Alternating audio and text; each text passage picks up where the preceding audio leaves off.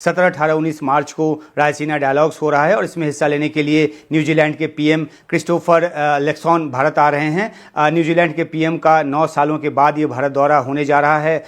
इस वक्त हमारे जो एनएसए है, सिक्योरिटी इंटेलिजेंस की जो है खातून, वो हमारी आजकल इंडिया में है और इट्स वेरी पहला दौरा है किसी हाई ऑफिशियल का भारत का। इसके बाद दूसरा प्रोग्राम बन रहा है हमारे जेडी वैंस का जाने का वहां पे। और जिस तरह, लेकिन वहां पे आपको पता है भारत के अंदर इस वक्त वो अपने डिप्लोमेटिक हाइट्स को टच कर रहे हैं चीमा साहब। न्यूजीलैंड के पीएम के अलावा दुनिया के करीब 2 दर्जन देशों के जो मंत्री हैं या जो उच्चाधिकारी हैं, डिप्टी प्राइम मिनिस्टर लेवल तक के जो राजनेता हैं, वो भारत के दौरे पर आ रहे हैं। अमेरिकी उप राष्ट्रपति जेडी वेंस भारत दौरे पर आने वाले हैं। अगर देखा जाए, जब उनका दिल करता है वो रशिया से तेल ले लेते हैं, साथ अमेरिका को खुश भी कर लेते हैं। जिस वक्त उनका दिल करता है F-35 की बात भी कर लेते हैं, साथ रशिया को भी खुश कर लेते हैं। और जिस वक्त उनका दिल करता है उनका एनएस से जाके चाइना से अपने बॉर्डर की भी बात कर लेते हैं। यूक्रेन रूस युद्ध को रोकने को लेकर जिस तरीके की कोशिशें चल रही है, उस लिहाज से ये एक अहम दौरा होगा। भारत हमेशा शांति का पक्षधर रहा है और रूस और यूक्रेन दोनों को बातचीत की टेबल पर आने को कहता रहा है। वजह उसकी सिर्फ यही है कि वो फाइनेंशियली स्ट्रांग है और दुनिया में वो एज डंकियां लगा के नहीं गए, they are going there as a technocrats.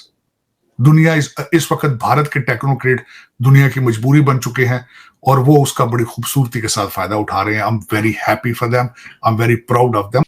दोस्तों, आज भारत विश्व गुरु बन चुका है, ये देख के मुझे बड़ा अच्छा लगता है। दोस्तों, आज दुनिया भारत के अंदर आ गई है, भारत से सीखने आती है, भारत से मदद मांगने आती है। आप देखिए कितनी बड़ी बात है ये। सारी दुनिया जो है आज घबराई हुई है, सिवाय भारत को छोड़कर। चीन की फटी पड़ी है दोस्तों, और पाकिस्तान का तो कहना ही क्या। पाकिस्तान पे तो आए दिन बुरे हाल चल रहे हैं, उनको तो टीटी ने निचोड़ रखा है। दोस्तों, न्यूजीलैंड का जो पीएम आ रहा है वो इसलिए आ रहा है, उसको चीन से डर है। ऑस्ट्रेलिया घबराया बैठा चीन से। कनाडा के ऊपर चीन ने रिस्ट्रिक्शन लगा दी है, भारत के ऊपर कोई कुछ नहीं बोल सकता। आप देखिए कितनी बड़ी बात है ये। इसीलिए अमेरिका भारत के पीछे पड़ गया कि भैया जो करना है कर ले, हमारे को माफ़ कर दे, हमारे साथ जुड़ जा। ये बहुत बड़ी बात है दोस्तों, मैं सच कहता हूँ। अब ये जीता मोदी जी की, ये जीता डॉक्टर जयशंकर की, ये जीता जी डोवल साहब की, ये भारत की जीत है। दोस्तों, कमेंट्स कीजिएगा, वीडियो को लाइक और चैनल सब्सक्राइब भी कीजिएगा। Thank you very much. इस वक्त हमारे जो एनएसए है, सिक्योरिटी इंटेलिजेंस की जो है खातून, वो हमारी आजकल इंडिया में है और इट्स वेरी पहला दौरा है किसी हाई ऑफिशियल का भारत का। इसके बाद दूसरा प्रोग्राम बन रहा है हमारे जेडी वैंस का जाने का वहां पे। और जिस तरह, लेकिन वहां पे आपको पता है भारत के अंदर इस वक्त वो अपने डिप्लोमेटिक हाइट्स को टच कर रहे हैं चीमा साहब। अगर देखा जाए, जब उनका दिल करता है वो रशिया से तेल ले लेते हैं, साथ अमेरिका को खुश भी कर लेते हैं। जिस वक्त उनका दिल करता है F-35 की बात भी कर लेते हैं, साथ रशिया को भी खुश कर लेते हैं। और जिस वक्त उनका दिल करता है उनका एनएस से जाके चाइना से अपने बॉर्डर की भी बात कर लेता है। वजह उसकी सिर्फ यही है कि वो फाइनेंशियली स्ट्रांग है और दुनिया में वो एज डंकियां लगा के नहीं गए, they are going there as a technocrats. दुनिया इस वक्त भारत के टेक्नोक्रेट दुनिया की मजबूरी बन चुके हैं और वो उसका बड़ी खूबसूरती के साथ फायदा उठा रहे हैं। I am very happy for them, I am very proud of them. Pakistani ये लौंडा लपाड़ा जो इस वक्त जख्मी है, जो अभी डोनाल्ड ट्रंप साहब पे ट्रोलिंग शुरू करने वाला है, उनके लिए अर्ज ये है कि पाकिस्तान से अगर अफगानियों को निकाला जा सकता है तो यहां से इनको भी निकाला जा सकता है और निकाले जाएंगे। जो बंदा अमेरिकन आइडियोलॉजी के साथ या इनके कल्चर के साथ अलाइंड नहीं है, उसको आने की यहां क्या जरूरत है? उसको नहीं आना चाहिए, उसको रोक देना चाहिए। आज मैं किसी और जगह एक चैनल पे था तो उन्होंने कहा जी अमेरिका के अंदर फिर जो लोग जाएंगे अमेरिका की तरक्की रुक जाएगी। मैंने कहा अमेरिका की तरक्की का जो 22 लोग हैं वो जहाजों पे आ रहे हैं, वो बॉर्डरों क्रॉस करके नहीं आ रहे इमिग्रेशन के हवाले से। मैंने कहा जो इलीगल तरीके से जो बॉर्डर क्रॉस करके आते हैं वो क्रिमिनल होते हैं, वो ब्रेन ड्रेन वाले नहीं होते। वो सारे H-1B वीजे लेकर आ रहे हैं जहाजों के ऊपर, तो वो वीजे जारी रहेंगे, बल्कि शायद तेज कर दिए जाए।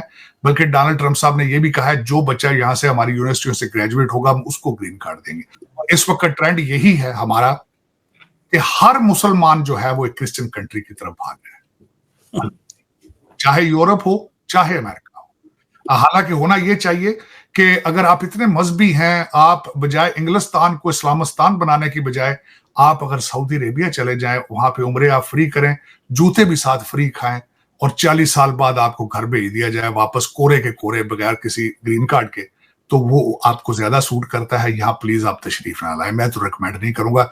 यहाँ पे गर्मियों में खवातीन के कपड़े ऐसे होते हैं कि हर दूसरे चौक पर वजू टूट जाता है, यहाँ ना आया। चीमा साहब, आप भी एक वाहिद यूनिक नेशन है। 3 करोड़ बच्चे स्कूल नहीं जा रहे, 7 करोड़ भिखारी हैं, और आपका ट्रेडमार्क बन चुका है कि आप जहां जाते हैं खैरात मांगते हैं। लोग बेजार हैं। आपके लोग जो दुबई में हैं, खवातीन की वीडियो मालों में बना बना के लगाते हैं और इस्लाम का प्रचार खुलेआम करते हैं। मैं बात नहीं भूलूंगा कि जब फ्लड आया तो पाकिस्तानियों ने ट्रोलिंग किस तरह की और ड्रामाबाजी भी करते हैं। और आपके लिए मखसूस लफ्ज हैं रफीक, गरीब और मस्कीन, ये कहा जाता है, जिसका इसका मतलब डायरेक्टली होता है third class citizen, almost hardly human matter of fact. Ramzan के अंदर आपके ऑलमोस्ट डेली बेस पे मस्जिदों में बम मारे जा रहे हैं। किसी दूसरे इस्लामिक कंट्री के अंदर ये नहीं हो रहा है, किसी दूसरे कंट्री, ना भारत में, मलेशिया में, इंडोनेशिया में, बल्कि अफगानिस्तान में भी नहीं हो रहा है जो आप कर रहे हैं। आप खुदा के घर को भी अगर स्पेयर नहीं कर रहे तो imagine what kind of Muslim you are. ये बहुत बड़ा क्वेश्चन मार्क, बहुत बड़ा क्वेश्चन मार्क। बात तो सही है ताड़ साहब कि हमने रमजान तो फिर हम, आपको पता है मुनाफाखोरी में ही हमारा चलता है ज्यादातर, हमें रमजान के स्पिरिट का तो नहीं पता। अब तो आहिस्ता आहिस्ता आज दुख वाली बात है, बल्कि रोजों में आपकी दहशतगर्दी ज्यादा बढ़ गई है। ये आपका इस्लाम और रमजान से मोहब्बत का आपका ये देखे इजहार किस तरह है। सही कह रहे हैं ताड़ साहब। और ये कहते हैं अपने आप को मुसलमान है, दहशतगर्दी बढ़ गई है, बंदे मारी जा रहे हैं, और हर बंदा जो दूसरे बंदे को मार रहा है वो ये कह रहा है ये जहन्नमी है, मैं जनती हूँ, मैं शहीद हूँ, मैं शहीद हूँ, ये मैंने जहन्नमी मारा है। ये फार्मूला ताड़ साहब। चीमा साहब, किसी इंसान को किसी का माँ का बच्चा, किसी बीवी का हस्बैंड, किसी बच्चे का बाप मारना और कहना ये जहन्नमी है, और तुम कह रहे हो खुदा को खुश कर रहे हो। कौन सा खुदा में बिलीव करते हो भी तुम? मेरे समय से बाहर। न्यूजीलैंड के पीएम का 9 सालों के बाद ये भारत दौरा होने जा रहा है। पीएम मोदी के साथ पीएम लेक्सॉन की जो द्विपक्षीय वार्ता है वो भी होगी। इसमें दोनों देशों के बीच फ्री ट्रेड अग्रीमेंट पर बातचीत आगे बढ़ेगी। साथ ही पैसिफिक क्षेत्र में चीन जैसे दबदबा बढ़ाने की कोशिश में जुटा है, उससे न्यूजीलैंड को भी खतरा महसूस होता है।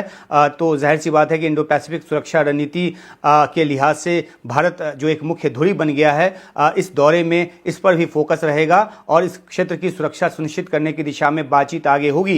ये भी देखने में आया कि होली के मौके पर पीएम लेक्सॉन ने अपने देश में जमकर होली खेली। ये दिखाता है कि वे भारत और यहाँ के लोगों के प्रति कितना लगाव रखते हैं। न्यूजीलैंड के पीएम के अलावा दुनिया के करीब 2 दर्जन देशों के जो मंत्री हैं या जो उच्चाधिकारी हैं, डिप्टी प्राइम मिनिस्टर लेवल तक के जो राजनेता हैं वो भारत के दौरे पर आ रहे हैं। अमेरिकी उप राष्ट्रपति जेडी वेंस भारत दौरे पर आने वाले हैं। यूक्रेन रूस युद्ध को रोकने को लेकर जिस तरीके की कोशिशें चल रही है उस लिहाज से ये एक अहम दौरा होगा। भारत हमेशा शांति का पक्षधर रहा है और रूस और यूक्रेन दोनों को बातचीत की टेबल पर आने को कहता रहा है।